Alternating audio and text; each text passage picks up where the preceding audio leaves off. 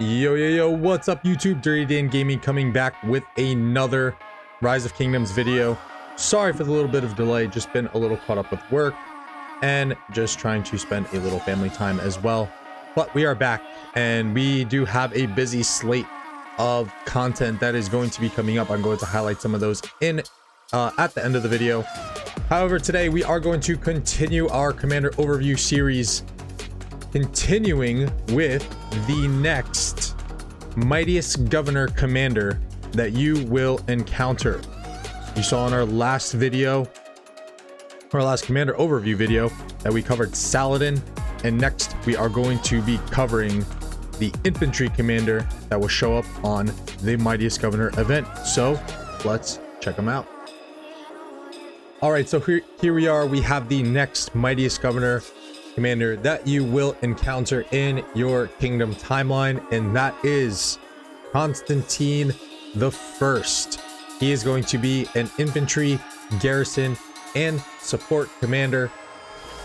And like all of our commander overview videos, we're going to go over his skills, and we're also going to deem whether they are a worthy investment looking ahead to Season of Conquest gameplay. Does he hold up his value for the investment that you're going to have to put into him? So let's check out his skills, and we'll make that determination more towards the end. I might sprinkle in some spoilers here and there, but let's go. First skill, Edict of Milan. For the next 5 seconds, reduces the target's attack by up to 40%, and reduces damage taken by this commander's troops and nearby allied troops by 10%. A very good skill, especially in early gameplay. So you will have access to this commander somewhere in your KVK 2. It might be more towards the end because, again, they've kind of changed up the length of KVK 1 and the timelines a little bit. So this is going to be you're going to have to kind of play this by ear based on your kingdom. But for KVK 2, he actually is going to be a pretty meta garrison commander.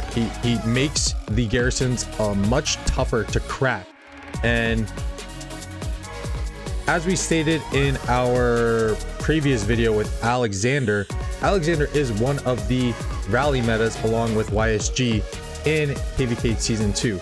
Your other rally metas are going to be archers, featuring Edward and Tamiris, which they are going to be in our next couple videos, since again we're following a kingdom's timeline for commander releases. So the attack reduction is very nice, and then of course anything that's giving your alliance mates some kind of buff, in this case it's going to be a damage taken reduction, is always nice, and that AoE is pretty large. So bringing Constantine into the field for this debuff and the buff that you're going to be getting is pretty good. Next skill, Allegiance. Infantry units led by this commander gain up to 40% increased health. This is a huge buff. I think this is the largest health buff that a commander will give you in the game. We just got a release of Gilgamesh, an archer commander, and I believe his is 30%. I think, little sneak peek into the next video, I think Edward gives upwards of 30% as well, but Constantine is going to be the highest at 40%. And when you pair it with a commander like Charles, who has a 20% with the expertise, you get a total for a whopping 60% health. That is huge. That is massive. So he has here a lot of staying power on the field and makes him quite tanky. And on top of that, he also has, in addition to him being an infantry commander, he has a support tree, which the support tree does add some additional tanky aspects in there.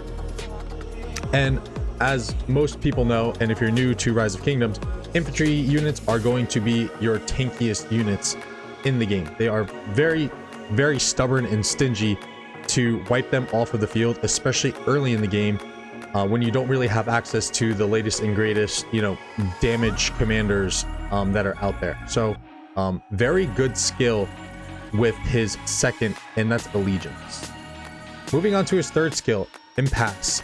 While this commander is leading the garrison of your own city or a stronghold, garrison troops gain up to 10% increased attack and take up to 10% less damage from, up to 10% less damage from cavalry normal attacks, and the watchtower's attack is increased by 10%. So little bit of a lot going here. Garrison and watchtower attack bonus, I guess, is pretty self-explanatory. And then you're going to have the received reduced damage from cavalry normal attacks. So somewhere within the Attila meta, and for the newer players, Attila Takeda is going to be a pairing of commanders that we're going to cover a little bit later because they're going to be in your KVK 3 and on. But that rally meta was meta for months, and people just couldn't figure out how to stop that pairing.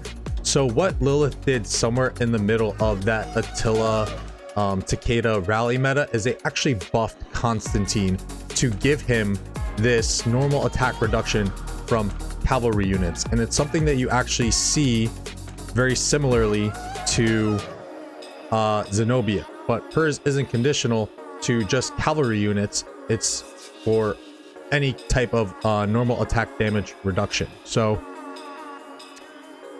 primarily a cavalry counter right here, and with the way that the meta is shaping up within Rise of Kingdoms, it is going to require coordination. So if you do see a cavalry rally coming in, you have like an archer garrison, you want to flip that over and go into an infantry garrison, and this is kind of where you can see a little bit of those counter functions of commanders kind of starting to roll into the game here. Going into his fourth skill before the expertise, Cross of the Divine. When troops led by this commander have been reduced to 50% or less units remaining, they receive a powerful healing effect up to 15,000. This effect can only trigger once per hour after leaving your city. While less than 50% of units remain, all incoming healing effects are decreased by 30%, and skill damage taken while a shield is active is reduced by up to 40%. So massive heal that you're going to be getting here. Again, you will only get this once. So if you're in a garrison situation and it just so happens that the garrison falls below 50%, you will see that heal proc, but you're going to have to kind of refresh your garrison in order to refresh the skill in essence. And when less than 50% of units are remaining, the healing effects that you're going to be receiving are reduced. And then you have the skill damage taken reduction with while a shield is active, which is very nice in a pairing with Charles Martel. And you also have a legendary accessory called Skull's Coin, which you don't get until season 3. But you do have that accessory that will give you a chance to proc for a shield. So again, more tanky aspects that are coming from Constantine. That's really his name of the game. His specialty is just straight up tankiness. And then you have those aspects that are going to be buffing and then debuffing marches around. So very nice skill here. However, it is conditional to... Is it conditional? I don't think it's conditional. So very nice skill if you have a pairing in the field like with Charles Martel. If it is conditional, please leave comments below and correct me. Really not sure because I haven't really gotten a chance to use Constantine. I do have him on my sub account, but again, this is a purely cav focused account. So let's check out his expertise, and then we will kind of throw in a little bit of extra notes for Constantine because there's some really nice things about him, and then we'll come to our conclusion. Expertise is going to be Soul of Augustus. Troops led by this commander gain 15% increased attack and 5% increased defense. So a little bit of some stat boosts here. Increased attack is pretty nice in your first few KVKs, and then the 15% attack is kind of a little diminished a bit. And then you're going to get a little bit of defense, which is always nice. You always want a little bit of extra tank. So just a quick side note. If you are not a garrison player, okay, even if you are just an infantry focused player, if you are not going to be working on garrison commanders and you're just a purely like open field infantry player, even if you're a rally infantry player, something that's really nice about Constantine is that you really only need him 5511, because this is going to be conditional to garrison, and then this is just, it's giving you a really nice heal, and again, you're going to be getting a skill damage taken reduction while a shield is active. You're really only getting a shield from Charles Martel, which is an okay pairing. You're only getting another shield from Leonidas, I believe, and a chance to acquire a shield. Yes, you have a chance to activate a shield. So, oh, and of course Alexander. So, and that's a pretty good pairing with Alexander Constantine, because Constantine he doesn't have a lot of like oomph in terms of his attack, so you're not really going to notice really good trades with Constantine. But just know that by bringing him into the battlefield, you are going to be helping your allies. He's really more of that support march, and one of the prime support marches that you can pair up with Constantine is Constantine Joan. Because Joan is just, she's, I think, besides, I guess, Mulan, and you can pair Mulan with Constantine as well.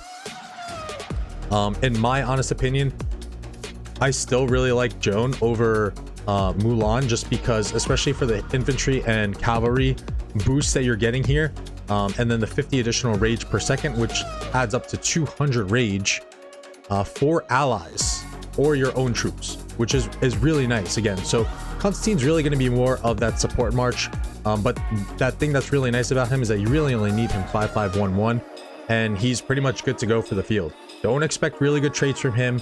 He's going to be your support march, and he just has a ton of tankiness aspects to it. If you are a garrison player, again, you're going to be getting this commander from Mightiest Governor.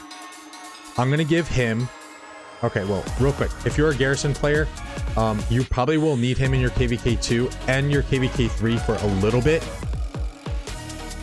So if you are competing actively in a Mightiest Governor and you get a bunch of scopes from him, I would say that maybe it's okay to go ahead and max him up. But by the time you get to Season of Conquest, which is probably about 6 months after your KVK2, when you do encounter Constantine, you're going to be getting commanders like YSS. We'll go swoop over to him real quick. You're going to be getting commanders like YSS. You're going to be getting commanders like Theodora, who are prime garrison options that you can use with even like a Charles Martel or like a quick garrison. You really, the days of the meta Constantine garrison are kind of over. He was a premier garrison at one point, but just because of the commanders that have been released in Season of Conquest, and that's why we're kind of shaping this channel to help you guys make the best decisions on your commanders, is because you just really get those better options a few months down the road. So if you were a mega whale or like a big spender, I mean, you probably won't be too affected by going ahead and maxing Constantine, but for like a mid spender like me, to max a guy like Constantine kind of sets you back a little bit once you start getting the latest and greatest commanders. So is he worth investing? I will give him a 1 thumbs up, just because he will really help you in KVK2. He's going to help you a bit in KVK3. And if you're talking about just making him a 5511 for the field, I will give him a 2 thumbs up, just because for the sheer fact that 5511 really isn't that big of an investment. I think it's like 100 sculpts or something like that, compared to the 700 that you need to fully max a commander. So for garrison purposes, I would say 1 thumb up. For open field, at a 5511, I would say he's a 2 thumbs up, just because it's, again, such a minimal investment that you need for him. So I hope you guys enjoyed the video. Went a little bit longer than I wanted to, but there's some kind of, you know, asterisk notes that you need for a commander like Constantine, because he's good. He is a really good commander, and he does certain things really well, but you just kind of have to have that knowledge ahead of time of what he does. Otherwise, you're just going to kind of go ahead and blindly work on him, and then notice that later on in the gameplay is that he kind of falls off onto your bench a little bit, and that's what we don't want. We don't want commanders sitting on your bench, because that just means that that investment of your legendary sculpts is, you know, going into a commander, you're using him, but now those sculpts are now just moving over and just kind of sitting there when they could be used on better commanders. So again, I hope you guys enjoyed the video. If I missed anything, please leave a comment down below. And as always, if you guys enjoyed the content, please consider slapping a like on the video and subscribing down below. It helps the channel out a ton. Stay tuned. We are going to be streaming later on tonight. All right, so we're going to be probably going live on stream at about 23:30. I'm going to be doing the egg event, which we have live in Kingdom 1780 right now, which probably most of the other kingdoms have them, in preparation for our crafting stream, which we are going to be doing next week. Passes open on September 16th. So next week is going to be a jam-packed week full of streams. I'm going to have a calendar up later in the stream, just to kind of give you guys an idea of what we are going to be doing. We are gearing up, baby. It's KVK time. We are going up against some very tough opponents, and it is shaping up to be a super fun KVK. So everyone stay tuned. And as always, thank y'all so much for the support. I love y'all.